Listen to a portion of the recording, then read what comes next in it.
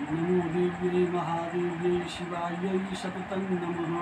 नमः प्रकृत्यै भद्रायै नियताः प्रणताः स्मृताम्। तो मित्रों, धर्म कर्म विश्वनाथ झा चैनल पर आप सभी धर्म कर्मानुरागियों को स्वागत है। और स्वागत करते हुए मैं नवरात्र के संबंध में आप लोगों से दो शब्द कहना चाहता हूँ। नवरात्र 4 होते हैं।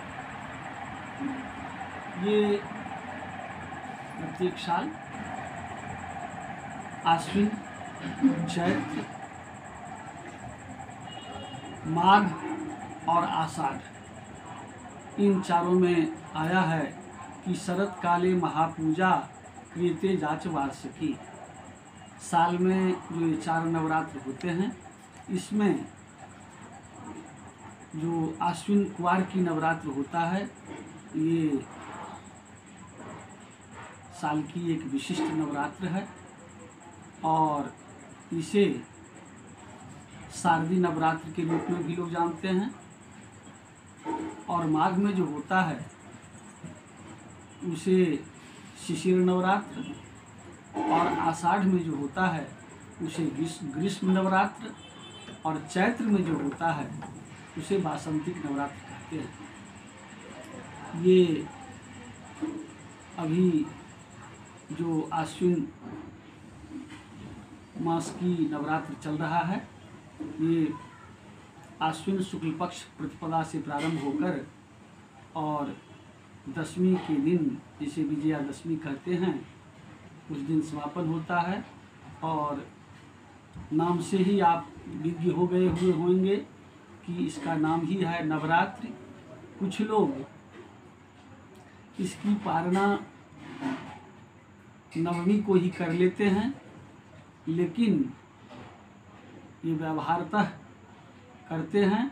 शास्त्रानुसार इसकी पालना दशमी के दिन करना चाहिए, क्योंकि इसका यही विधान है कि प्रतिपदा को जब हम कलश स्थापन करते हैं और उस कलश के ऊपर में महाकाली, महालक्ष्मी, महासरस्वती, स्वरूपिणी दुर्गा भगवती की स्थापना करते हैं, उन्हें नवरात्रि पूजन करके और विजयादशमी के दिन उन्हें फिर विसर्जन करते हैं। तो इसके लिए बहुत सारे शास्त्रीय व्यवस्था है। शास्त्रीय व्यवस्था के तहत हम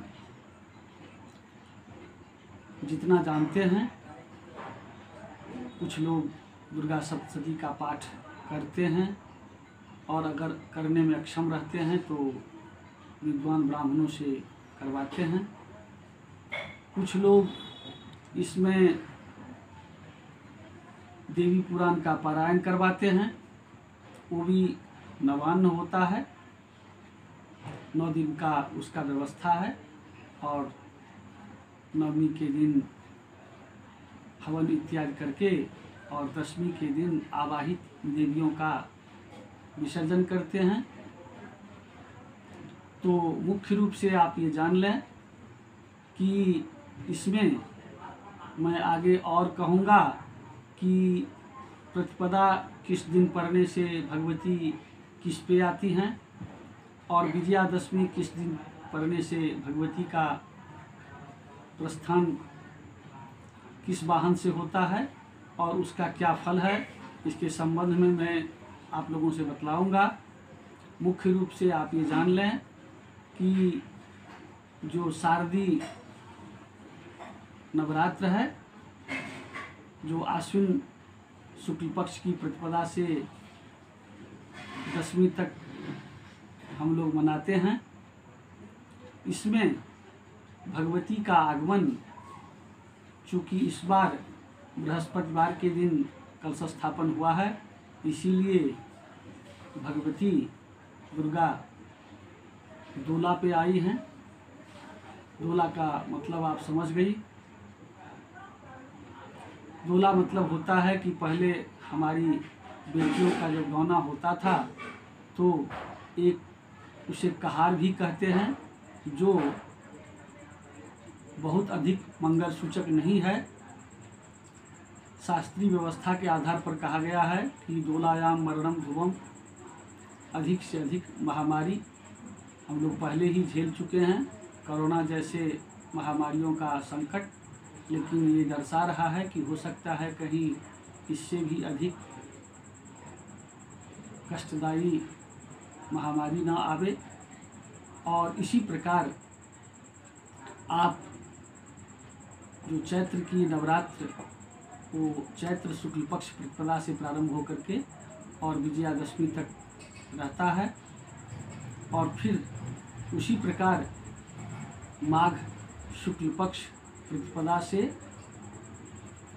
दशमी तक ये शिशिर नवरात्र रहता है,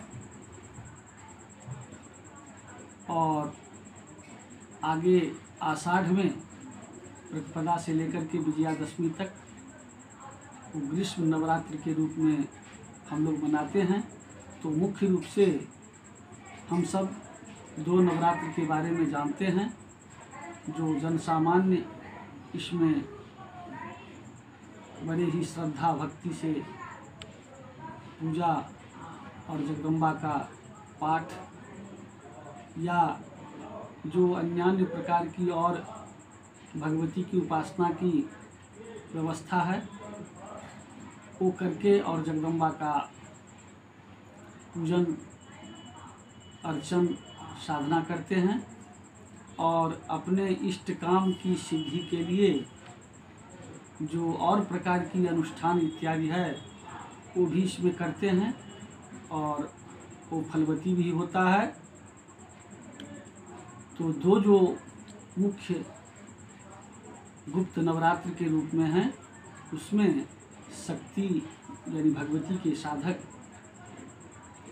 वो अपने विशिष्ट कामना के लिए, चूँकि वो दोनों गुप्त नवरात्र के रूप में हैं, तो उन दोनों गुप्त नवरात्र में ऐसे साधक जो होते हैं वो अपनी साधना करके इष्ट काम की सिद्धि करते हैं। तो आगे और हम नवरात्र के संबंध में बतलाएंगे। जय जगदम्ब, जय विश्वनाथ।